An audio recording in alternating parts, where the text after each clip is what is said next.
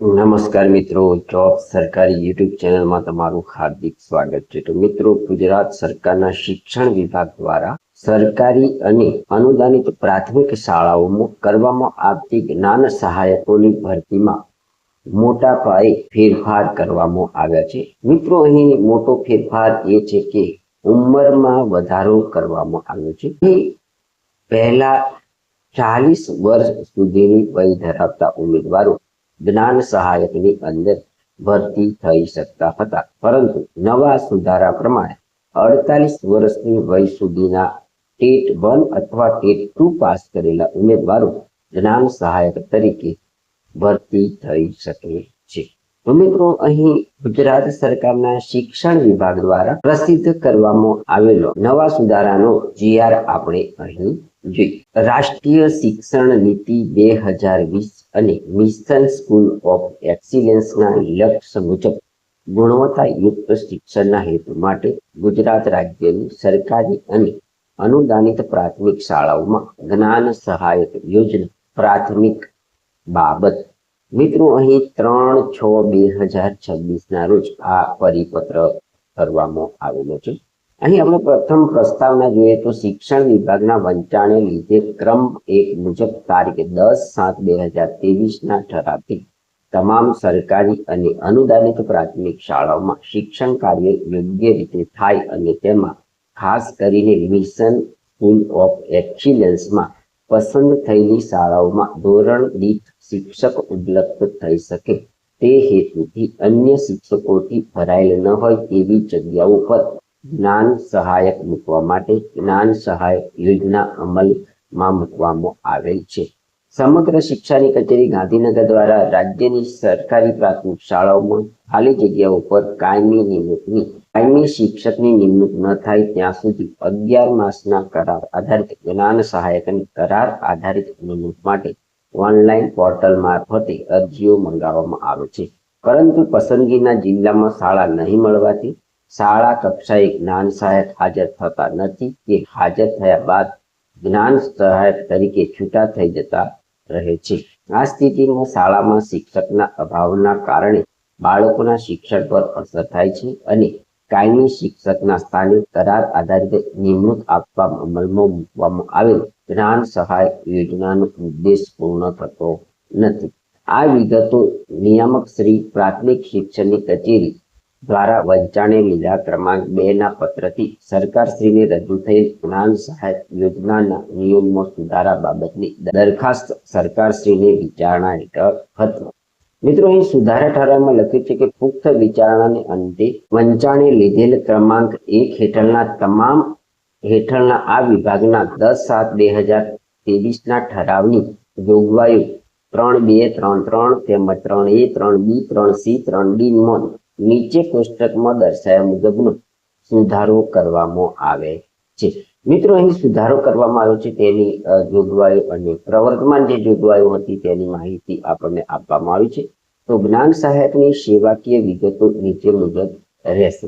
મિત્રો, અહીં ઉમેદવારની મહત્તમ વયમર્યાદા પ્રથમ 40 વર્ષ સુધીની હતી તે નવા સુધારા પ્રમાણે અરજી કરવાની તારીખે 48 વર્ષ સુધીની રહેશે। મેરિટ લિસ્ટ તૈયાર કરવાની પદ્ધતિ રાજ્ય પરીક્ષા બોર્ડ દ્વારા લેવાયેલ ટેટ 2 પ્રસિદ્ધ કરવામાં આવેલા પરિણામમાં ઉત્તીર્ણ થયેલ ઉમેદવારોના પર્સન્ટાઇલ રેન્કના આધારે હતી।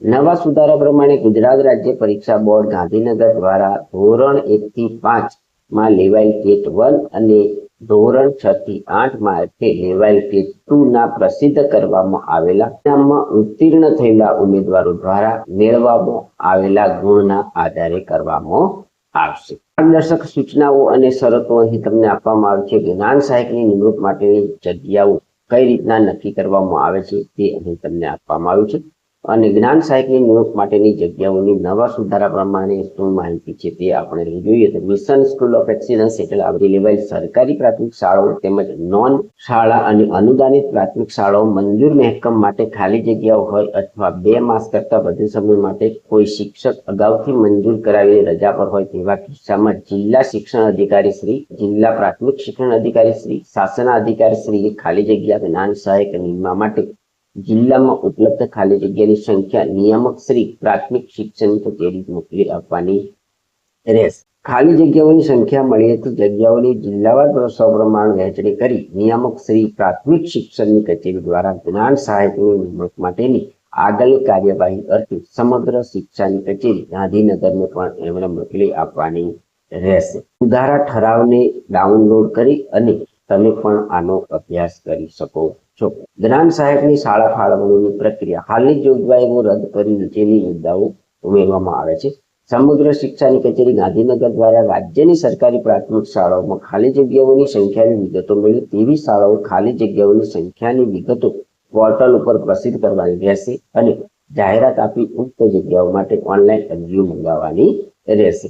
ધોરણ 1 થી 5 માટે રાજ્ય પરીક્ષા બોર્ડ ગાંધીનગર દ્વારા લેવાયેલ ટેટ 1 અને ધોરણ 6 થી 8 માં ટેટ 2 પરીક્ષામાં ઉત્તીર્ણ થયેલા ઉમેદવારો આ જગ્યાઓ માટે અરજી કરી શકશે. ઓનલાઈન અરજીમાં જે જિલ્લામાં જ્ઞાન સહાયક તરીકે જવા માંગતા હોય તેવા એક જિલ્લાને પસંદ કરવાનો રહેશે. ત્યારબાદ સમગ્ર શિક્ષાની કચેરી ગાંધીનગર દ્વારા ઓનલાઈન પોર્ટલ પર અરજી કરનાર ઉમેદવારોને ટેટ 1 અને ટેટ 2 ના પરિણામ મેળવેલ ગુણના આધારે ટેટ 1 ધોરણ 1 થી 5 અને ધોરણ 6 થી 8 માટે જિલ્લાવાર મેરિટ પ્રસિદ્ધ કરવામાં આવશે. સમગ્ર શિક્ષાની કચેરી ગાંધીનગર દ્વારા પોર્ટલ ઉપર પ્રસિદ્ધ કરાયેલ જિલ્લાવાર મેરિટ યાદી સંબંધિત જિલ્લા શિક્ષણ અધિકારી, જિલ્લા પ્રોજેક્ટ કોઓર્ડિનેટર શ્રી, શાસનાધિકારી શ્રીને મોકલી આપવાની રહેશે. તો મિત્રો અહીં તમારી પસંદગી કેવી રીતના કરવામાં આવશે, જિલ્લાવાર અહીં મેરિટ બનાવવામાં આવશે અને તમારે કોઈ પણ એક જિલ્લો અહીં પસંદ કરવાનો રહેશે. તેની અહીં આ જે સુધારણા કરવામાં આવી છે તે આપણે જોઈ. જ્ઞાન સહાયકોના કામગીરીની સમીક્ષા અને નવા કરાર કરવાની પ્રક્રિયાની વાત કરીએ તો હાલની જોગવાઈ ઉપરાંત નીચેના 2 મુદ્દાઓ ઉમેરવામાં આવ્યા છે. તો જ્ઞાન સહાયકની પ્રાથમિક શાળાઓમાં ખાલી જગ્યા પર કરાર આધારિત નિમણૂક આપવામાં આવેલ હોય તે પ્રાથમિક શાળા કક્ષાએ નિયમિત શિક્ષકોની ભરતી થતા અથવા પ્રસૂતિની રજા કે લાંબી રજા પર ગયેલ શિક્ષકો પાછા ફરે અથવા બદલીથી કોઈ શિક્ષક હાજર થયેથી કે 11 માસ માટે 2 માંથી જે વહેલું હોય તે કેટલા સમય માટે કરાર કરવાનો રહેશે. સરકારી અને અનુદાનિત પ્રાથમિક શાળાઓમાં શૈક્ષણિક કામગીરી માટે રાખવામાં આવનાર જ્ઞાન સહાયકની જગ્યા પર નિમણૂક નિયમિત રીતે નવી નિમણૂક કે બદલી કે ફાજલ નિમણૂકથી કોઈ શિક્ષક આવે તો આ જ્ઞાન સહાયકને છૂટા કરવાના રહેશે. મિત્રો અહીં જ્ઞાન સહાયકનો અન્ય શાળામાં ફાળવા માટેની પ્રક્રિયા નવા સુધારા પ્રમાણે અહીં રદ કરવામાં આવે છે. આ વિભાગના તારીખ 10/7/2023 અને તારીખ 22/9/2023 ના સમાન ક્રમાંકના ઠરાવથી અન્ય જગ્યાઓ યથાવત રાખવામાં આવેલી છે. આ ઠરાવના વિભાગની ઈ ફાઇલ મળેલ સરકારશ્રીની મંજૂરી અન્વયે પ્રસિદ્ધ કરવામાં આવેલી છે. તો મિત્રો અહીં અમુક જ જે નિયમો છે તેમાં ફેરફાર કરવામાં આવ્યો છે. આ જે ઠરાવ કરવામાં આવ્યો છે તેને તમે શિક્ષણ વિભાગની વેબસાઇટ ઉપર જઈ અથવા તો આપણી યુટ્યુબ ચેનલના ડિસ્ક્રિપ્શનમાં તમને આની PDF મળી રહેશે, જે તમારે મેળવી લેવાની રહેશે અને તેનો સંપૂર્ણ અભ્યાસ કરી લેવાનો રહેશે. તો મિત્રો આ હતી રાષ્ટ્રીય શિક્ષણ નીતિ 2020 અને મિશન સ્કૂલ ઓફ એક્સેલન્સના લક્ષ્યો મુજબ ગુણવત્તાયુક્ત શિક્ષણના હેતુ માટે ગુજરાત રાજ્યની સરકારી અને અનુદાનિત પ્રાથમિક શાળાઓમાં જ્ઞાન સહાયક યોજના અંતર્ગત જે ભરતી કરવામાં આવે છે તેમાં જે નવા સુધારા કરવામાં આવ્યા છે તેની માહિતી આપતો વિડીયો. જો તમને આ માહિતી સભર વિડીયો પસંદ આવ્યો હોય તો અમારી યુટ્યુબ ચેનલ ડ્રોપ સરકારીને જરૂરથી સબસ્ક્રાઇબ કરો, વિડીયોને લાઈક કરો અને તમારા મિત્રોને પણ આ વિડીયો શેર કરો. ધન્યવાદ. આભાર.